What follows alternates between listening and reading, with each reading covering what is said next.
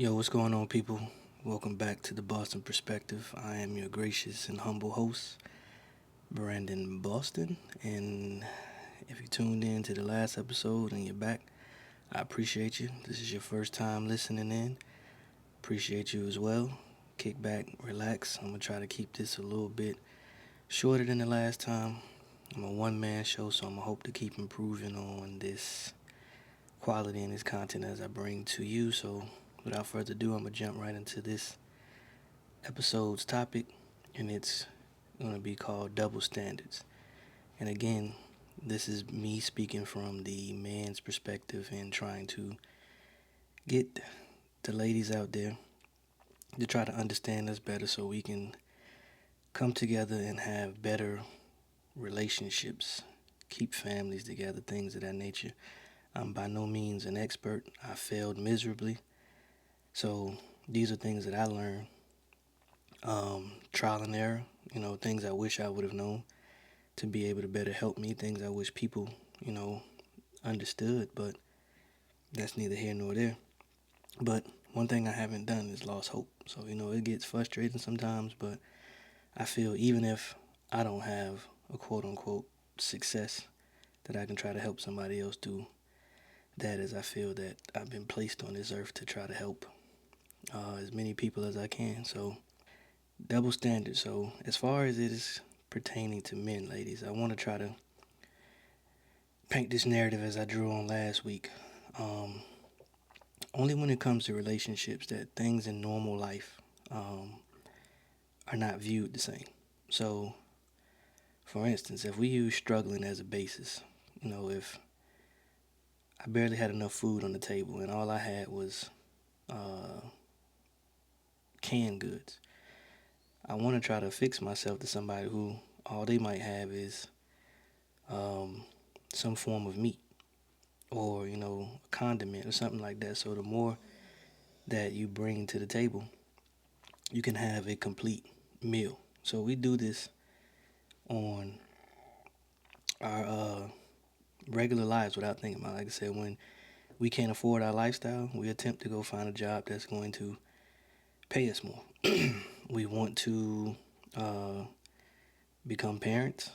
We have children. It's not necessary to say we always choose right in our partner, but it's one of those things where when there's something that we can't do ourselves, that we depend on somebody else to do or for. Like I said, we go to work. We might not know anybody in HR, but we're depending on them to make sure direct deposit hits when we get paid. But when it comes to relationships, it's confusing to men because most of the times, like, if I'm being honest, we don't have standards. The basis of ours is just like, are we physically attracted to you? Like, physical attraction, no matter how women may feel about it, it's up to that guy. You can think that you a dime, but a dude has to feel that you're a dime and he's going to put forth that work. And I know it's going to sound chauvinistic, but these are the things that men understand. Like, I could think that I'm attractive, but if the market suggests that I'm not from the women that I attempt to talk to, then it is what it is.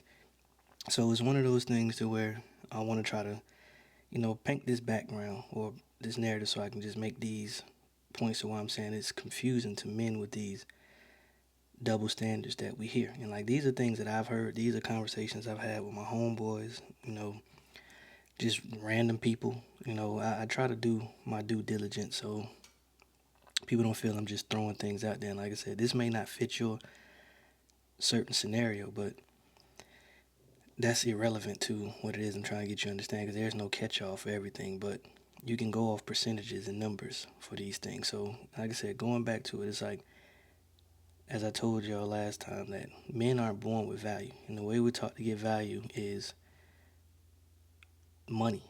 So what we do and how much we make doing that is not only important to us, it's important to the female species, because here's where I said, like, the double standard comes in that's not understood. For instance, like I said, ladies, I'm not ragging on y'all. I'm just using examples. Like, y'all could be broke. You know what I mean? And broke is subjective, but I'm just saying, like, in the form of, like, you can't even afford your lifestyle. So you might say, I can't mess with no dude that don't have no money. But it's like, you don't have money. So it's like, when men hear that, it's almost like it doesn't make sense. Because like I said, on the flip side, like the majority of men, and like I said, it's not no catch-all. The majority of men really don't care what women or what you guys make.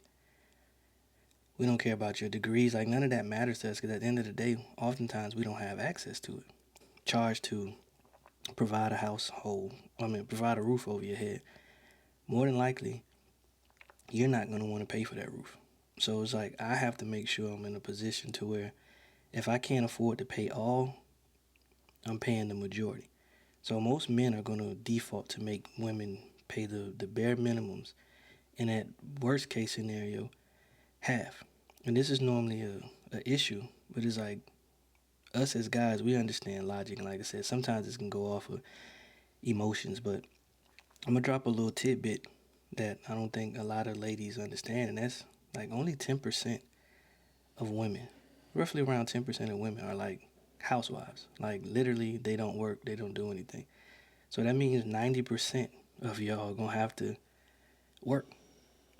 So, you know what I mean? Like, I get that, we have these things, people getting flued out, the social media climate that we live in, where everybody, posting things and making it seem like they have more than it appears. But 50% is still less than what you have to pay when you're by yourself, which is 100%. So if you can get 50% off of what you would have to pay knocked off, like, that's advantageous to a guy. Normally doesn't work like that for women. So it's like, when we hear these things, it's like, okay, we get told all the things that a man can't have. And we, like most men, we don't argue with reality, like I said in the last podcast episode. So it's always cool for a woman to say, okay, I don't want a broke guy. I don't want a short guy. We don't want a fat guy. I don't want a dude who don't have a degree. I don't want, insert anything. And like most men, if that's not us, we move around. You know what I mean? We know that we're not going to be a suitable partner for you, but we don't try to change your narrative. Like I said, now, a dude who's 6 foot tall, or a dude who, like, when we talk about physical attributes, most men, we can't control, the height we're born, things of that nature. We can only control the outliers of being hardworking, things of that nature. But at the end of the day, those things don't determine how a guy is going to treat you, but they're your basis of what you want from a dude, whatever that reason it is. And like I said, we don't tend to argue that. But as soon as a guy has some form of standard or checklist in the same aspect, it's almost always met with a negative connotation. It's like, okay, well, we say we want a woman that cooks, or just want a woman who's feminine, or I want a woman who is not trying to be masculine all the time and challenging, just a regular conversation. It's always some negative connotation from women to tell us what we shouldn't want. So I can't have a list of things that's comfortable for me to want to take care of the woman that I'm choosing to pursue. But if you tell me something, then it has to be the gospel. And it's like, when we start to do these things, it goes into the level of, like, I don't think as women understand that in today's climate, because it wasn't like this when I was growing up, because I never really heard, we had to stay in child's place, so to speak, but like, I never really heard my aunts and like older cousins sit around and say a man has to like make 6 figures. Like, this 6 figures thing has become, recent. But it's like, I don't think women understand that, like, and this is why I say, like, the logical aspect. Like, men understand, like, reality. So I did some research and I looked at it, and it's like, it's about 21% of men in the entire US. Like, that's all men in the US. About roughly 21% of men make 6 figures. If that's the backdrop, and like I said, there's nothing wrong with that, but if that's the backdrop, that means that you have a 2 out of 10 chance to find your guy. So if you factor in if he got to be over 6 feet. Like I said, when you start adding all your other outliers that he got to come to the table with, you're battling with the top echelon of dudes in the world. Well, not in the world, but just America. That's what I'm basing that, because that's where I live at. So if almost 100% of y'all want, roughly, from just the basis of income, y'all want a dude that makes six figures. There's only 21%. So we'll round down to say 20%. So almost 100% of y'all want the top tier of dudes. So if that dude understands he's in the top tier, that means that he has almost 100% option of who he chooses to make his old lady, his wife, whatever his, relationship desires are. So the chances are greater for a guy, which means that we have more options. It doesn't look that way. And like I said, when you factor in, like I said, those are things that, these are just, I'm just trying to paint basic numbers. So when you factor in incarceration, because this doesn't account for incarceration, this doesn't account for if you want a guy who's going to be heterosexual, if he has to be a specific race, if he has to have a certain, religious background, certain educational. So once you start adding those factors in, then your number gets smaller and smaller. So if this is what it is that you want, it's confusing to a guy that how you feel that you can bring, like, quote unquote lackluster performance and attributes and like expect that this guy who has, like I just said, he has more options, because if he's making six figures, more women that's looking for a guy who makes six figures, he has his options. So like if he's looking for somebody who's just the baseline, just feminine, and that's not you, you automatically lose. It doesn't matter how you look, it doesn't matter what you do for a living, because it doesn't fit his stature. And that's where it boils down to, where when I was saying about the double standards with men, like, we look at settling as a negative connotation, but at some point in time, you're going to have to settle. So like, I use me for an example. Like, I'm out of shape. You know what I mean? I know I need to hit the gym. Choose not to do so. So like I said, I know my criteria of how much I make annually. I know about my character. I know about my morals, values, the whole ordeal. And I know I'm in competition with dudes in that field. So if I'm in competition with a dude in that field and all things are equal, but the woman that we all want doesn't want a guy that's out of shape, I'm gonna lose out.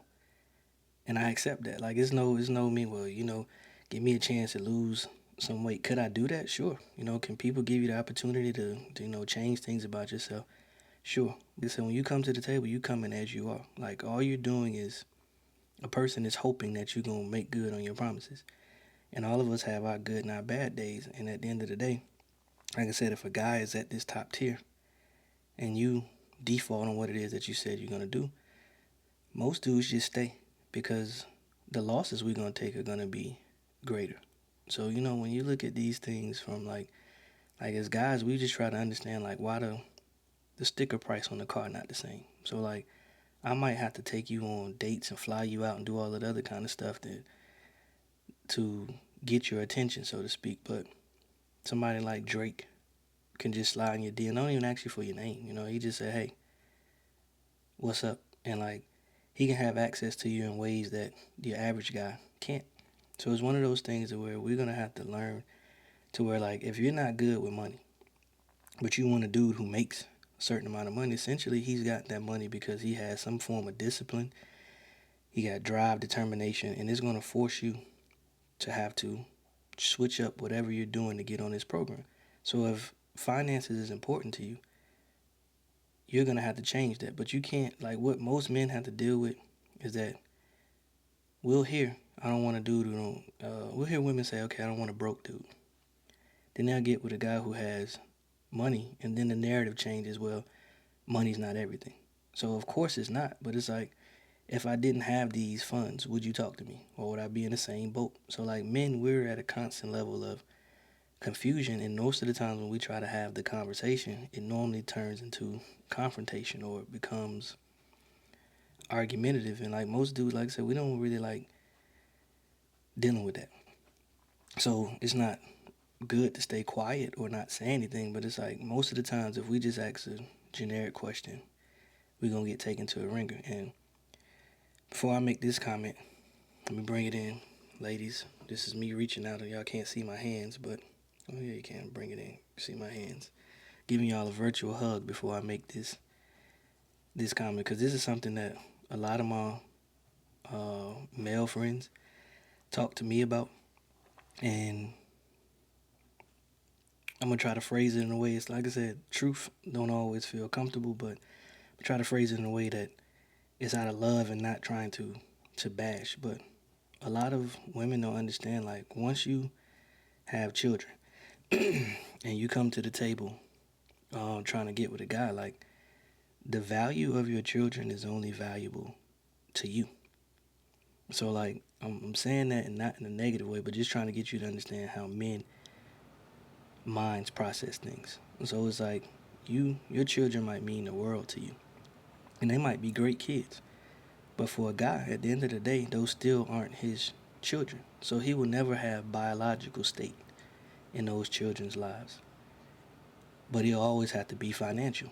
So it's like the question most guys are afraid to ask, like, okay, like if I have to essentially take care of another man's child, and I know the debate or the combat, it was like, well, I'm doing it on my own, but it's like those still are some form of choices, because we wouldn't be in this situation if you and this guy made it work. But then it boils down to, because like I said, not all dudes who don't get custody are deadbeat dead. So like, what if he's active in that child's life? What's the set of parameters that is supposed to come to be expected? Because if he's providing financially still, they're just not under his roof. Am I expected to do the same? And if not, like, if you double dipping, so to speak, like where are this money going? And that's why I said, like, with the double standards, it's not the same for a guy. Because ladies, if you get with a guy that has kids, even if he's a deadbeat, let's just use that to just throw the narrative for argument and say, even if he's a deadbeat, he still has biological stake. So at some point in time, he can enforce discipline, all that other kind of stuff to his children. And most of the times, like I said, the relationship between the mother and the father is so jaded that there's really not a support system outside of her family. So like, what if his family wants to be a part? Like, it's just a lot of dynamics that I don't think, like, ladies, y'all don't have, like, it's emotional for y'all. And it's like, you don't give guys the opportunity who wants to pursue y'all. Because like I said, just because you have a child, I'm not saying that you're damaged goods. I'm just saying, if you do have children, men ask questions to try to figure out. So if you had children and you never been married, that's a certain set of questions a dude gonna have. If you had all your kids from a marriage, a dude's gonna ask a certain set of questions. Cause it's like, why? If y'all was on the rocks, like, cause like we all see signs for certain things, but it's like most men want to feel secure in the decisions that they're making, and also they don't want to look stupid. So at the end of the day, I had asked a question earlier on my social media, like, with the package deal, do women consider their kid's father? Because if that relationship is cool, you know what I mean, you can have a more chance of a harmonious situation. But if that other person is hot-headed and y'all just be talking, you know, trash to one another, and that relationship is toxic, at some point in time, he may attempt to try this new guy. And now you're putting this new guy in a situation to where he can just be out here with decisions to make, like, because like I said, he might be peaceful, but like I said, as men, we still are men. We handle things differently, and it's like that can end deadly. It can end in violence. Somebody going to jail over something that he didn't even have nothing to do with all because he chose to want to deal with you. So it's like, most of the times women can ask a dude any kind of question, and even if we feel uncomfortable or we don't like it, if we don't provide an answer that's decent enough for y'all, it makes y'all stand still and y'all don't want to progress. But it's the same thing for us as men. Like, we have questions and we just want to have the space to be able to ask. Like, we're not coming trying to be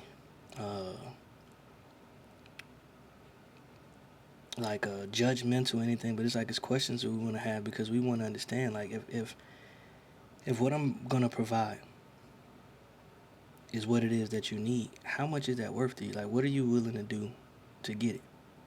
And vice versa. You know what I mean? Like this is what, like I said, if a man meets a woman that treats him good, most of the times they'll be on the defense because we're not used to just decent behavior. You know what I mean? Like I said, it sounds stupid, but most guys just aren't used to just the common level of respect. Just because I'm a human being. Most of us don't get that. So it's like we try to find this happy medium because at the end of the day, you know what I mean, if you're heterosexual and you're a man, you're gonna have to deal with women. But again, like I said, you have this thing now where, you know, people are dating outside of their race, people are leaving out of the country. Men are like not afraid now to travel this globe to go try to find what they feel they can get for whatever their market value is. And like I said before, dudes would just accept anything. Most of the time, you just had to look good. But like I said, with filters and Snapchat and all that, everybody can look good on social media. But like I said, it boils down to what's in your character. Like, what do you do when you're upset or you're angry? Like, how do you deal with conflict? You know, if you do have kids, like, what's your patience level with your children? You know, like, men look at a whole bunch of stuff, and we may not always verbalize it, but we're more observant on how things are. And it's like, those are the things we just want to get that basic level of understanding. We want the space to just be able to just, you know, ask you these questions so we can make informed decisions. Like I said, if I ask you and your answers don't fit with me, we can go our separate ways without, you know, beef. That doesn't mean you're a bad person, I'm a bad person. You can be a prize, you know what I mean, but you might not be the prize for this game. You know what I mean? I might not be the prize for your game. And that's cool, but we don't have to be at each other's throat to have that conversation. So like I said, I'm I'm even killed. Like I said, I'm probably a little bit too forgiving. Like I don't hold grudges and none of that. So I'm like, as long as I'm single, anybody has an opportunity if we can have a conversation. But if we can't have a conversation about things, because like I said, I'm divorced. So somebody's gonna ask me to relive something that was difficult for me. And all I can do is give them my truth. But most dudes, when we give our truth, it's like not necessarily accepted. It's always, well, you had to have done something. And like that's not good for a guy. So like I said, if a guy answers your question, you have to take him at face value, and then you just pay attention to his actions because it's almost like my grandfather gave me this analogy. He was like, you know, people's character are like frying chicken in a pot. If you fry chicken in the pot, when it's ready, it's gonna float to the top. So eventually, people can try to be somebody, but essentially, the more you hang out with them, the more interactions that you have, and if you do these things before y'all start having sex, that doesn't mean that you can't be sexually attractive or whatever the case may be. But the more times you do things before you add things that jade your judgment, you can have a better decision on, hey, I can rock with this person, or they might have this, but that ain't as important as this, so you know I can get at a pass. So, like I said, we just trying to understand the double standards, lady, and just want to know if you understand how when y'all say these things, how it looks from the man's perspective. So drop something in the comments. You know, hit me up on my social media platforms, whatever. I don't like doing these shameless plugs, but you know what I mean. Follow me on YouTube, youtube.com at Boston Perspective, and that's the ampersand symbol or the at symbol. You can get me on Instagram at the Boston Perspective. You can email me, thebostonperspective@gmail.com. I'm just trying to get these conversations out there, you know, continue this dialogue, and I'm going to try to put out content. It might be long format, I might do short, just question, but I just want to have these conversations because I feel with the pandemic and everything going on, if we don't come together and try to forge relationships, man, we're going to be doomed with whatever society and the government and all the other kind of elements we have no control over are going to put together. So, hey, I appreciate y'all listening to me. Thank you for your time. It's your boy Brandon, the Boston Perspective. Salute.